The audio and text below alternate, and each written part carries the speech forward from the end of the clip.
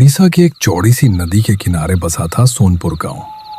चारों तरफ घना जंगल, पीछे बहती नदी और आगे कच्ची पक्की पगडंडियां। इस गांव में गिनती के ही लोग रहते थे, कुल मिलाकर 20 से 30 घर। न बिजली ठीक से आती थी, न सड़कें थी। शहर से यह गांव बिल्कुल कटा हुआ था, मानो दुनिया की नजरों से छुपा हो। शाम ढलते ही सोनपुर का माहौल बदलने लगता था। दिन में जो रास्ते आम लगते थे, रात होते ही डरावने दिखाई देने लगते।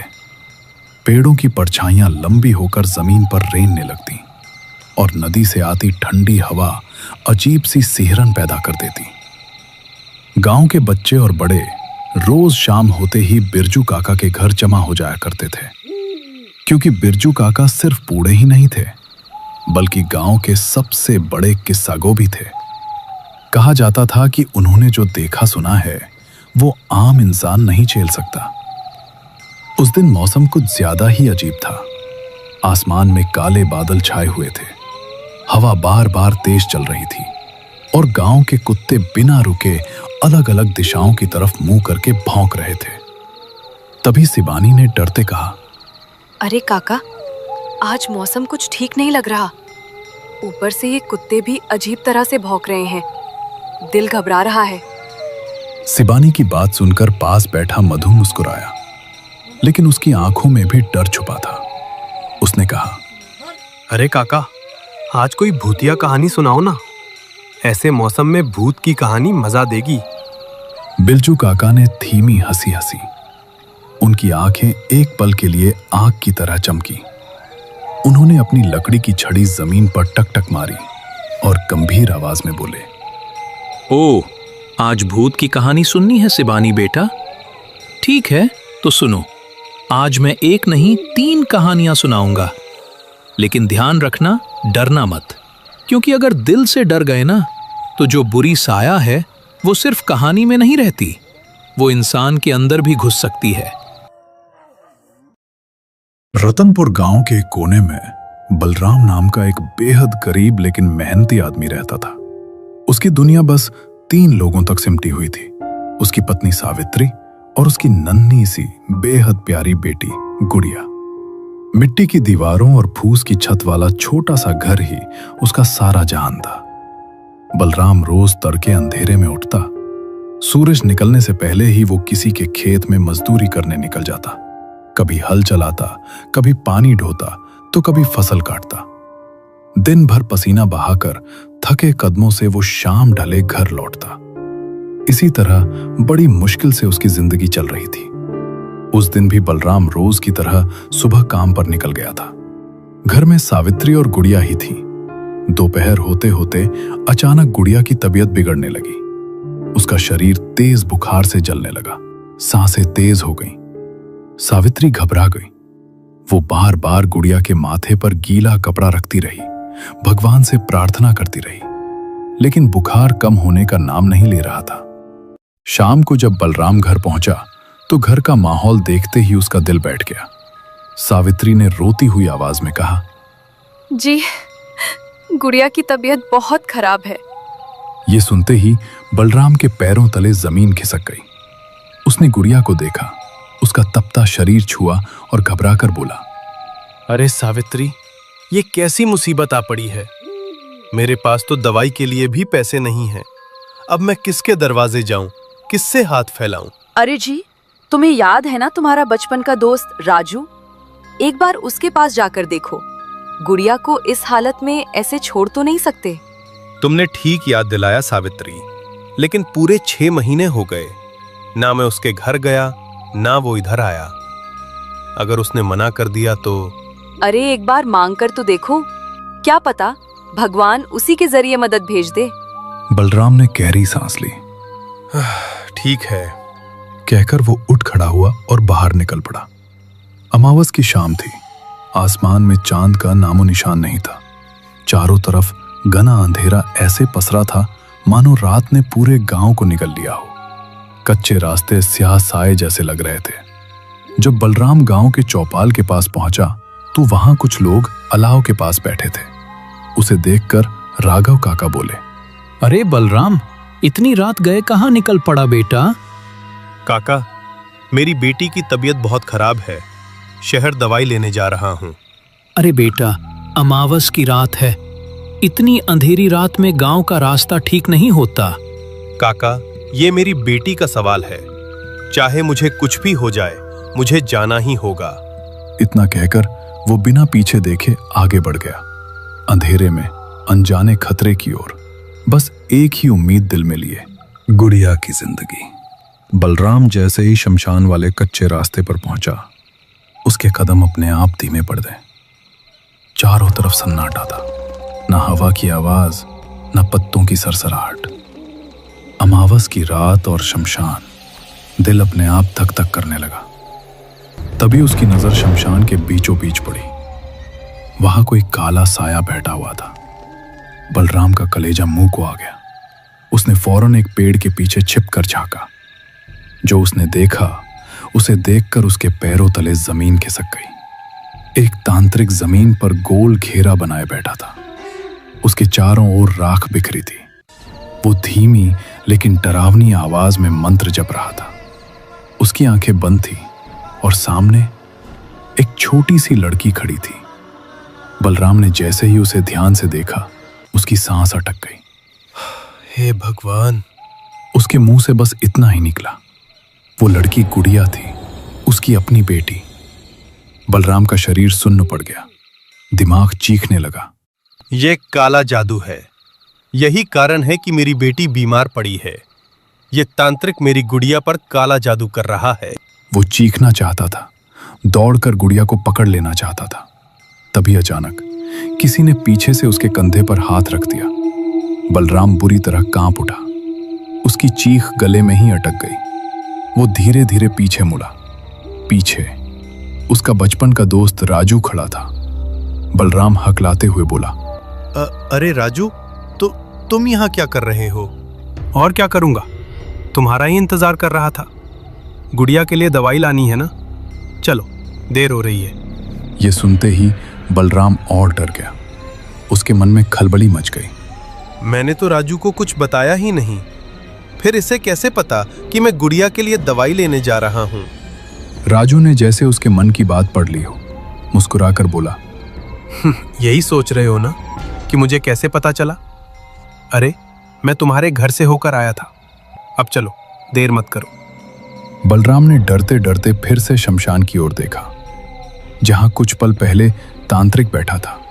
अब वहां कोई नहीं था, न घेरा, न मंत्र, न गुड़िया। बलराम चलते चलते बोला, अजीब है, अभी तो यहाँ कोई तांत्रिक बैठा था, पता नहीं कहाँ गया। शायद मैं अपनी बेटी की चिंता में ज्यादा सोच रहा हूँ, इसीलिए ऐसा दिखाई दिया होगा।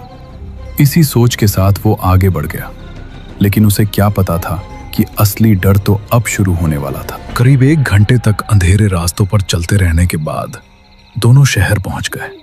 शहर की बत्तियां देखकर बलराम की जान में थोड़ी जान आई, लेकिन दिल की धड़कन अब भी तेज थी। वे सीधे एक मेडिकल स्टोर पर रुके। बलराम ने कांपती आवाज में दुकानदार को अपनी बेटी की हालत बताई। दुकानदार ने बिना ज्यादा सवाल किए दवाई निकाली और काउंटर पर रखते हुए बोला, 500 रुपए हुए। बलराम ने घबराकर राजू की तरफ देखा। राजू चुपचाप खड़ा था, जेब में हाथ तक नहीं डाला। वो बस दुकानदार को घूर रहा था, ऐसी नजर से जैसे उसकी आंखों के पीछे कुछ और ही छुपा हो। दुकानदार चिड़चिड़ा हो गया। अरे पैसा दो और निकलो। पैसा होता नहीं, दवाई लेने चले आते हैं। इतना सुनते ही राजू ने डरावनी आवाज में कहा, क्या कहा तूने? बस इतना कहना था कि दुकानदार का चेहरा स्याह पड़ गया। उसकी आवाज कांपने लगी। नहीं, ये लो दवाई। पैसा देने की कोई जरूरत नहीं है, बस जाइए यहां से। बलराम कुछ भी समझ नहीं पाया। उसका दिमाग सुन्न था। दोनों बिना कुछ बोले दुकान से बाहर निकल आए। अब वे गांव की ओर लौट रहे थे। कुछ दूर चलने के बाद बलराम ने रुंधी आवाज में कहा, राजू भाई, आज तू नहीं होता तो पता नहीं मेरी बेटी का क्या होता। मैं तेरा एहसान कैसे चुकाऊं? अरे दोस्त कहते हो और एहसान की बात करते हो। बता, गुड़िया सिर्फ तेरी बेटी है क्या? मेरी नहीं है क्या? लेकिन एक बात सुन, रास्ते में जो तांत्रिक तूने देखा था ना, वो साधारण तांत्रिक नहीं था, वो मायावी तांत्रिक है। पैसे लेकर लोगों की जिंदगी से खेलता है। लेकिन मेरी बेटी को मारने की किसे जरूरत है? मेरा तो गांव में कोई दुश्मन ही नहीं है। तेरा नहीं है, लेकिन तेरी बीवी का है। जब तू काम पर जाता है तब गांव का एक लड़का तेरी बीवी पर गंदी नजर रखता है।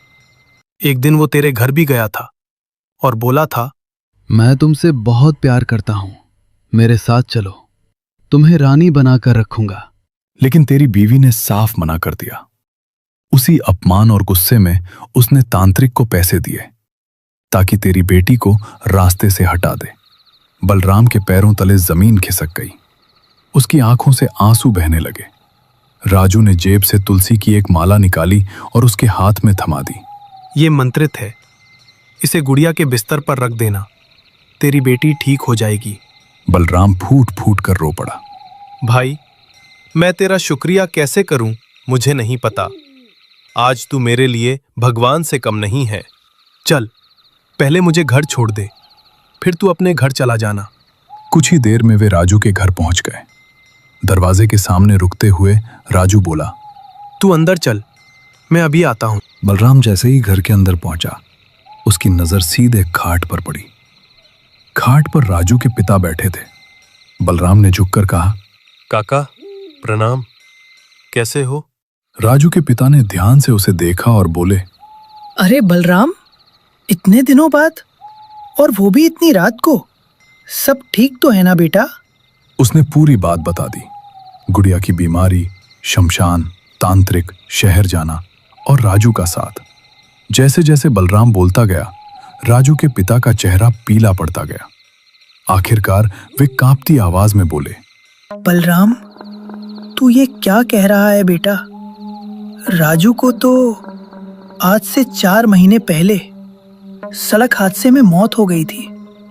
उसकी माँ बेटे के गम में दिन रात रोती रही और कुछ ही दिनों बाद वो भी चल बसी। ये सुनते ही बलराम के दिल की धड़कन बेकाबू हो गई। उसका गला सूख गया, होठ कांपने लगे। वो चीख पड़ा, नहीं काका, ऐसा नहीं हो सकता। राजू तो बाहर खड़ा है, उसी के साथ मैं यहाँ आया हूँ। राजू, अरे राजू, कहाँ हो तू?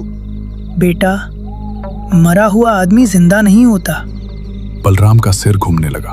उसने खुद को संभालते हुए कहा, काका, मेरी बेटी बहुत बीमार है, मुझे जाना होगा। इतना कहकर वो लड़खड़ाते कदमों से बाहर निकल आया। वो सीधा अपने घर पहुंचा। घर में घुसते ही उसकी नजर गुड़िया पर पड़ी। वही बिस्तर, वही बेहोशी। कांपते हाथों से उसने तुलसी की माला उठाई और धीरे से गुड़िया के बिस्तर पर रख दी। अगले ही पल गुड़िया की उंगलियां हिली, उसकी पलकों में हरकत हुई। फिर उसने आंखें खोली और धीमी आवाज में कहा, पापा। उसने सावित्री को पूरी कहानी बता दी। सब सुनकर सावित्री ने हाथ जोड़कर भगवान को धन्यवाद दिया और कांपती आवाज में बोली, तुम बहुत भाग्यशाली हो। मरने के बाद भी तुम्हारा दोस्त तुम्हारी मदद करने आया।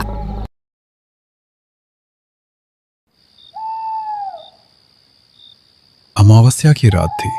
देहाती इलाकों के स्टेशन अक्सर ऐसे ही होते हैं। चारों ओर घना अंधेरा, सन्नाटा और एक अजीब सा खालीपन। रात काफी गहरी हो चुकी थी।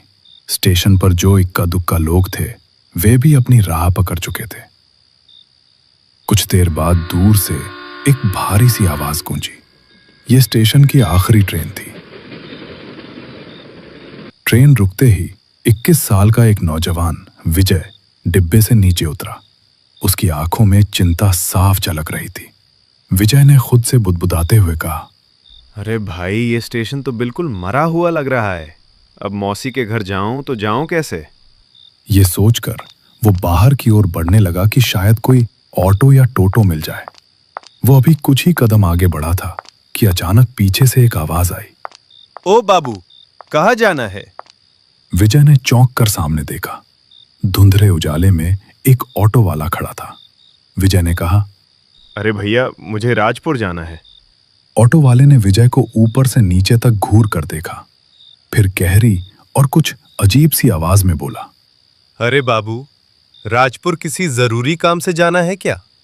राजपुर तो यहाँ से 20 किलोमीटर दूर होगा और मैं भी उतनी दूर नहीं जाऊंगा। मैं तो बस पास के गांव रामपुर तक ही जाता हूँ। विजय के चेहरे पर बेचैनी और बढ़ गई। उसने पूछा, यहाँ आसपास कोई होटल मिल जाएगा क्या? ऑटो वाला भोला हल्की सी हंसी हंसते हुए बोला, अरे बाबू, ये गांव का इलाका है, यहाँ कहाँ होटल मिलेगा। एक काम करो, आज रात मेरे साथ मेरे घर चलो, सुबह होते ही निकल जाना। विजय मान गया और दोनों चल पड़े। ऑटो कच्ची सड़क पर धीरे धीरे आगे बढ़ रहा था। विजय बाहर ताक रहा था। चारों तरफ गहरा सन्नाटा फैला हुआ था। न कोई आदमी, न कोई जानवर, बस कभी कभी झींगुरों की आवाज उस खामोशी को चीर देती थी। विजय का मन बेहद उदास था। वजह भी थी, उसका 10 साल पुराना प्यार हाल ही में टूट गया था। जिस इंसान के साथ उसने अपने पूरे भविष्य के सपने बुने थे, वही एक दिन अचानक अजनबी बन गया। इस सदमे ने उसे अंदर से तोड़ दिया था। वो 1-2 बार आत्महत्या की कोशिश भी कर चुका था, लेकिन हर बार किस्मत ने उसे रोक लिया। अब उसे ऐसा लगने लगा था जैसे इस दुनिया में उसका कोई अपना बचा ही नहीं है। हर चेहरा पराया, हर रिश्ता बोझ सा लगने लगा था। उसी अंधेरे दौर में उसकी माँ ने उसे समझाते हुए कहा, बेटा, कुछ दिनों के लिए अपनी मौसी के गांव चला जा। वहां का माहौल खुला है, सुकून मिलेगा, शायद तेरा मन थोड़ा हल्का हो जाए। माँ की बात मानकर ही वो आज इस अनजान स्टेशन पर उतरा था। दोनों रात के करीब 8 बजे भोलू के घर पहुंच गए। घर कच्चा था, लेकिन आंगन साफ सुथरा। दोनों ने चुपचाप खाना खाया। उसके बाद भोलू ने घर के सामने आग जला दी और दोनों अलाव के पास बैठ गए। जलती लकड़ियों की चटखने की आवाज और ठंडी हवा मिलकर माहौल को और रहस्यमय बना रही थी। कुछ देर तक विजय खामोश बैठा आग को घूरता रहा। फिर उसने हिम्मत करके पूछा, अरे भोलू भैया, आखिर रात में राजपुर की ओर कोई ऑटो या बस क्यों नहीं जाती? रास्ता ठीक नहीं है क्या? अरे बाबू, राजपुर जाने वाले रास्ते में घना जंगल पड़ता है और वो कोई आम जंगल नहीं है। अमावस्या की रात जो उस रास्ते से जाता है वो कभी लौट कर नहीं आता। विजय ने हल्की हंसी के साथ कहा, अरे भोलू भैया, तुम गांव के लोग भी ना छोटी छोटी बातों को बढ़ा चढ़ाकर कब कहना छोड़ोगे?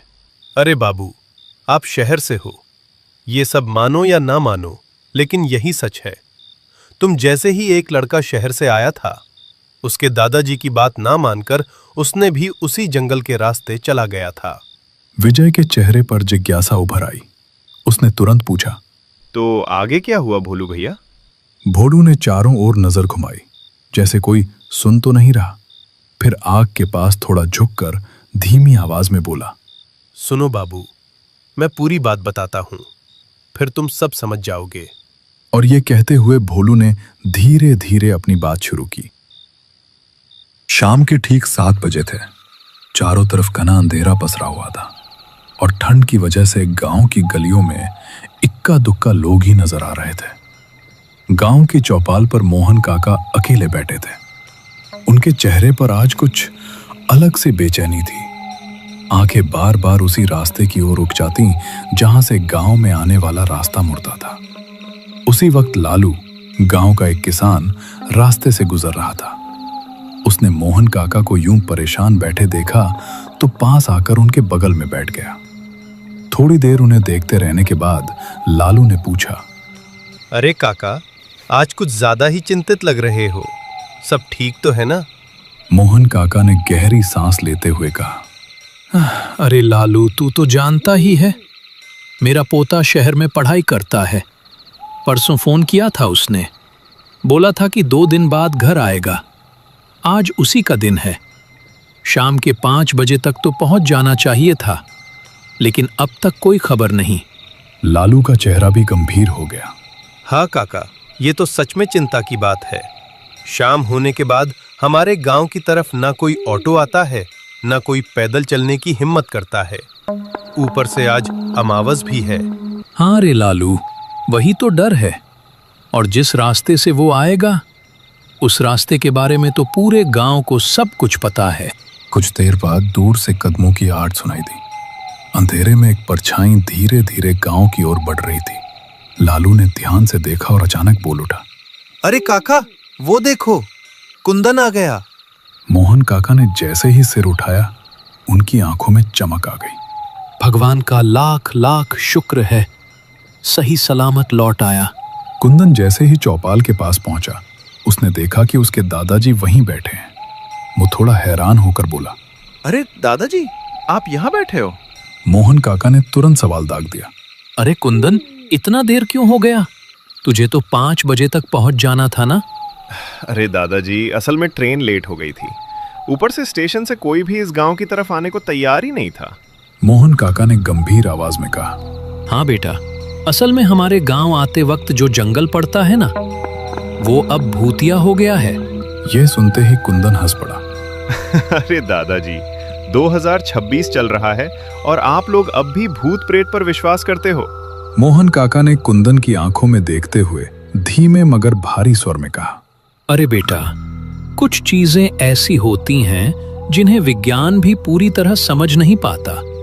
और तू तो पढ़ा लिखा है, तुझे पता होगा कि ऊर्जा को न तो खत्म किया जा सकता है, न ही बनाया जा सकता है।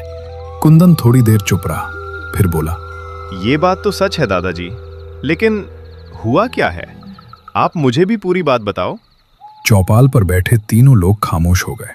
दूर जंगल की तरफ से ठंडी हवा के साथ जैसे कोई अनसुनी कहानी चलकर उनकी ओर आ रही हो। मोहन काका ने गहरी सांस ली, ऐसी सांस जैसे सीने के अंदर कोई पुराना जख्म फिर से खुल गया हो।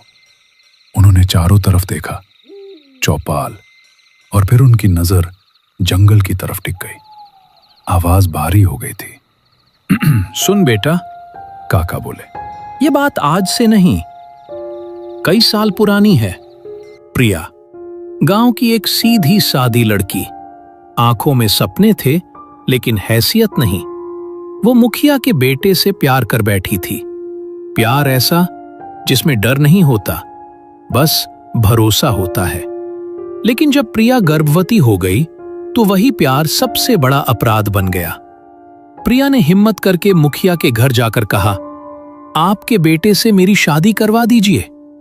लेकिन जवाब में उसे लात मारकर बाहर निकाल दिया गया। दिन बीतते गए, प्रिया का पेट उभरने लगा। उसके अपने माँ बाप, जो कभी उसके सिर पर हाथ रखते थे, अब रोज जहर घोलने लगे। काश तुझे पैदा ही न किया होता, हमने कौन सा पाप कर दिया था। हर शब्द उसके दिल में कील बनकर धंसता चला गया। फिर गांव को पता चला, और गांव कभी माफ नहीं करता।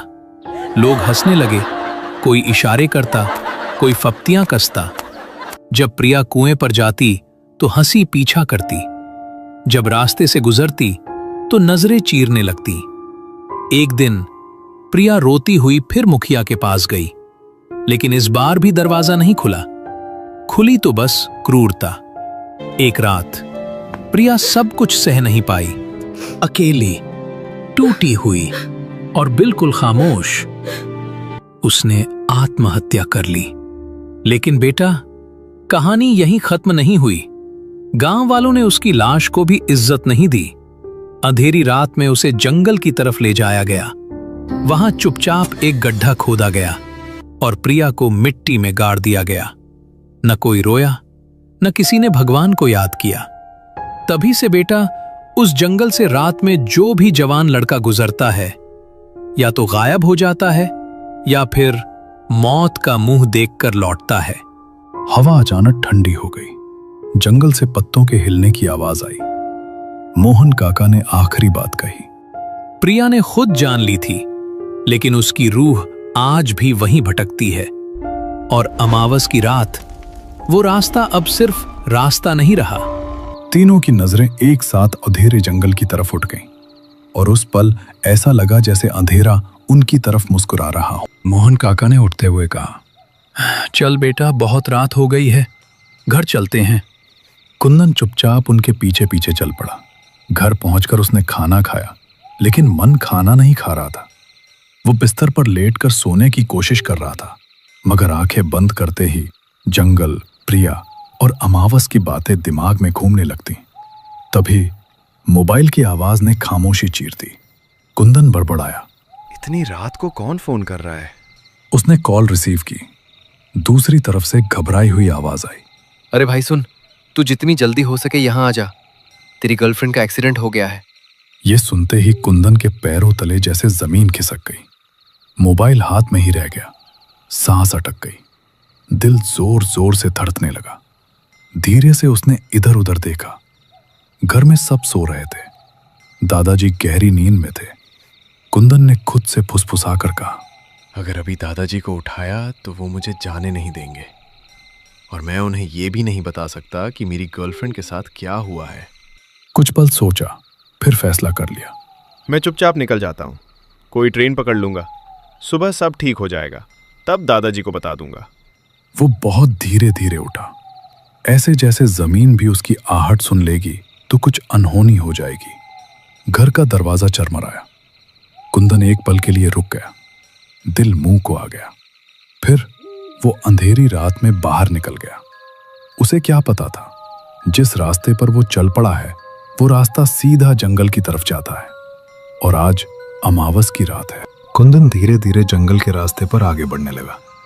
जैसे जैसे उसके कदम बढ़ रहे थे वैसे वैसे हवा की सीटी जैसी आवाज तेज होती जा रही थी। कहीं दूर से उल्लू की आवाज गूंज रही थी, ऐसी आवाज जैसे कोई चेतावनी दे रहा हो। वो भी कुछ ही कदम चला था कि आगे उसे एक परछाई नजर आई। कुंदन ठिठक गया। मन में आया, इतनी रात को यहां कौन हो सकता है। डरते डरते वो परछाई के पास पहुंचा, और अचानक उसका दिल जोर से धड़क उठा। उसके सामने दादाजी खड़े थे। कुंदन ने मन ही मन कहा, मर गया, अब तो दादाजी बहुत डांटेंगे। दादाजी की आवाज गुस्से से भरी हुई थी। तुझे मना किया था ना, फिर क्यों जंगल में आ गया? उन्होंने उंगली से रास्ता दिखाते हुए कहा, चला जा यहां से, और पीछे मुड़कर मत देखना। कुंदन कुछ बोल नहीं पाया। मजबूरी में उसने कदम वापस गांव की ओर मोड़ लिए। 2-4 कदम ही चला होगा कि अचानक वो रुक गया। उसके दिमाग में एक बात बिजली की तरह कौंधी। दादाजी तो घर पर है, और वो सो जाएं तो सुबह 5 बजे से पहले एक बार भी नहीं उठते, तो फिर वो यहाँ कैसे आ सकते हैं? कुंदन ने हिम्मत करके पीछे मुड़कर देखा। वहां कोई नहीं था, न दादाजी न कोई परछाई। अब कुंदन को सचमुच डर लगने लगा। उसने 2 कदम पीछे हटे। दिल जोर जोर से धड़क रहा था, लेकिन तभी उसे याद आया, मुझे जाना ही होगा। रीमा अस्पताल में होगी। उसने खुद को संभाला और फिर से आगे बढ़ने लगा। करीब 10 मिनट चलने के बाद पीछे से किसी ने आवाज लगाई, कुंदन। आवाज इतनी जानी पहचानी थी कि उसके शरीर में सिहरन दौड़ गई। कुंदन पलटा। उसके सामने कॉलेज की उसकी दोस्त राधिका खड़ी थी। कुंदन चौंक गया। अरे राधिका, तुम यहाँ इतनी रात को कैसे? राधिका मुस्कुराई। उसकी आवाज अजीब सी मीठी थी। मुझे पता था तुम आने वाले हो, चलो साथ साथ चलते हैं। कुंदन का मन बेचैन हो गया। सीना भारी लगने लगा। डर अब साफ महसूस होने लगा था। तभी पीछे से फिर आवाज आई, अरे कुंदन, इतना तेज क्यों चल रहे हो? मेरे लिए तो रुको। ये आवाज सुनते ही कुंदन के पैरों तले जैसे जमीन खिसक गई। उसने झट से पीछे देखा और उसकी चीख गले में ही अटक गई। वहां राधिका नहीं थी। उसकी जगह टेढ़ी मेढ़ी मुस्कान के साथ एक छलावा खड़ा था। आंखें जलती हुई, चेहरा धुंधला और आवाज बिल्कुल इंसान जैसी। जंगल की हवा अचानक थम गई। अब कुंदन समझ चुका था, आज रात वो जंगल उसे जाने नहीं देने वाला।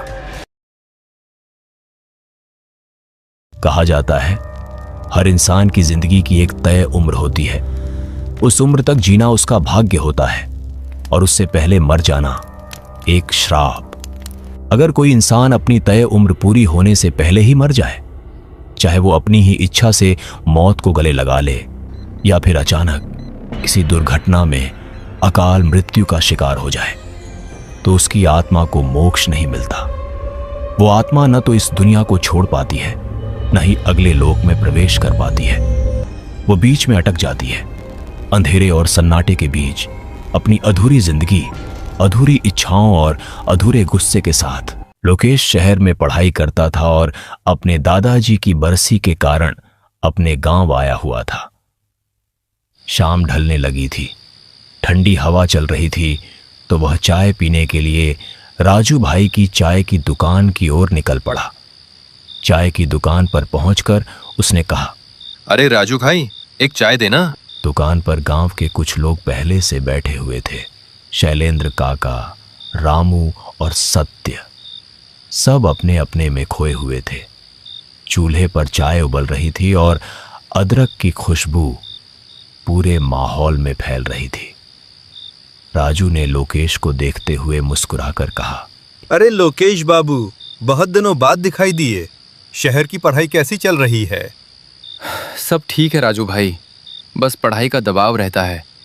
पढ़ाई वढ़ाई तो ठीक है बेटा, पर गांव की रातें अब पहले जैसी नहीं रही। लोकेश ने चौंककर उनकी ओर देखा और पूछा, ऐसा क्यों काका, क्या हुआ है? यह सुनते ही रामू और सत्य एक दूसरे की ओर देखने लगे। कुछ पल के लिए चाय की दुकान पर सन्नाटा छा गया। राजू ने बात को टालने की कोशिश करते हुए कहा, अरे कुछ नहीं काका, बस यूं ही पुरानी बातें याद कर रहे हैं। पुरानी नहीं है ये बातें, कल रात की ही बात है। कल रात वह फिर जाग गई है। हर अमावस्या की रात वह जाग जाती है और किसी न किसी की जिंदगी तबाह कर देती है। यह सुनते ही लोकेश हंस पड़ा और बोला, अरे काका, ये गांव की बातें अब तक चली आ रही हैं। कौन जागेगा, कौन आएगा, सब मन का वहम है। अरे बेटा, तुम पिछले 5 साल से शहर में हो। इस गांव में क्या क्या हुआ है तुम्हें कुछ भी पता नहीं है। मेरी बात मानना, अगर रात में कोई तुम्हें पुकारे तो भूल कर भी दरवाजा मत खोलना, वरना तुम्हारी जिंदगी हमेशा के लिए बदल जाएगी। लोकेश चाय की टपरी से निकलकर सीधे अपने घर आ गया। रास्ते भर उसके मन में काका की बातें घूमती रहीं, लेकिन उसने खुद को समझा लिया कि यह सब गांव की पुरानी धारणाएं हैं। रात गहरी हो चुकी थी। खाना खाने के बाद जब लोकेश सोने के लिए अपने कमरे की ओर जाने लगा, तभी उसके पिता कमरे में आए। उनके चेहरे पर असामान्य गंभीरता थी। उन्होंने धीमी लेकिन दृढ़ आवाज में कहा, बेटा, चाहे कुछ भी हो जाए, अगर रात में कोई दरवाजा खटखटाए या तुम्हें आवाज दे तो बाहर मत जाना। ये क्या है पापा, आज के आधुनिक जमाने में भी आप लोग ऐसी बातें करते हैं? यह सुनते ही उसके पिता का चेहरा सख्त हो गया। उन्होंने गुस्से भरे स्वर में कहा, जितना कहा है उतना ही करना। कुछ चीजों में अपना दिमाग लगाना अच्छा नहीं होता। रात के लगभग 10 बजे थे। लोकेश अभी सोया भी नहीं था। वह अपने कमरे में लेटा हुआ छत को घूर रहा था। तभी बाहर से दरवाजा खटखटाने की आवाज आई। लोकेश चौंक गया। उसके मन में सवाल उठा, इतनी रात को कौन हो सकता है? गांव में तो लोग 9 बजे तक सो जाते हैं। तभी बाहर से एक जानी पहचानी आवाज आई, लोकेश बेटा, दरवाजा खोलो, मैं तुम्हारी माँ हूँ। अरे माँ, आप तो मौसी के यहाँ गई थी, पापा ने बताया था। इतनी रात को आप किसके साथ आई हो? बेटा, जल्दी दरवाजा खोलो, बाहर बहुत डर लग रहा है। लोकेश के मन में हलचल मच गई। वह धीरे धीरे दरवाजा खोलने के लिए आगे बढ़ा ही था कि तभी उसके पीछे से एक कड़ी आवाज आई। लोकेश घबराकर पीछे मुड़ा। उसके पिता उसके पीछे खड़े थे। उनके चेहरे पर डर और सख्ती साफ दिखाई दे रही थी। उसी पल बाहर खड़ी मां जैसी दिखने वाली आकृति गुस्से में चिल्लाई, दरवाजा खोल दे, नहीं तो तेरा सब कुछ छीन लूंगी। लोकेश डर के मारे पीछे हट गया। तभी उसके पिता ने भारी और कांपती हुई आवाज में कहा, बेटा, तुम्हारी मां अब इस दुनिया में नहीं रही। यह सुनते ही लोकेश के पैरों तले जमीन खिसक गई। उसका शरीर सुन्न पड़ गया। वह हकलाते हुए बोला, आप ये क्या कह रहे हो पापा? मेरी माँ तो मौसी के यहाँ गई है। आप मजाक कर रहे हो ना? आप झूठ बोल रहे हो ना पापा? नहीं बेटा, मैं झूठ नहीं बोल रहा। तुम्हारी माँ ने ही मुझसे कहा था कि लोकेश का इम्तिहान चल रहा है, अभी उसे ये सब मत बताना। उसकी पढ़ाई उसके लिए सबसे ज्यादा जरूरी है। लोकेश वहीं जमीन पर बैठ गया और फूट फूट कर रोने लगा। उसका पूरा शरीर कांप रहा था। तभी उसके पिता ने उसके सिर पर हाथ रखते हुए भारी मन से कहा, बेटा, 3 साल पहले हमारे खेत में भयानक आग लग गई थी। पूरी फसल जलकर बर्बाद हो गई थी। उसी समय तुम्हारी माँ गांव की एक बूढ़ी औरत के झांसे में आ गई थी।